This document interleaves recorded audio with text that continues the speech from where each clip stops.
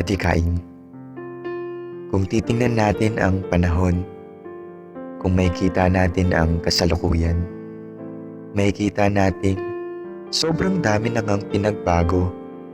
Mga pagbabagong hindi natin inaasahan, mga pagbabagong hindi natin nakita na makakamtan, mga pagbabagong akala natin ay panaginip lang.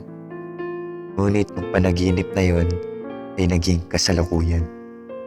Sobrang layo na natin sa nakaraan. Wala na ang dating diskriminasyon at kulungan.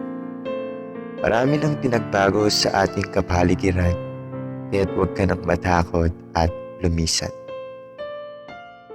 Malayo na ang ating narating, ngunit alam natin na hindi rito natatapos ang ating adhikain.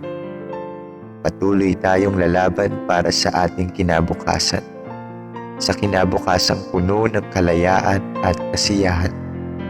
Malayo pa pero malayo na.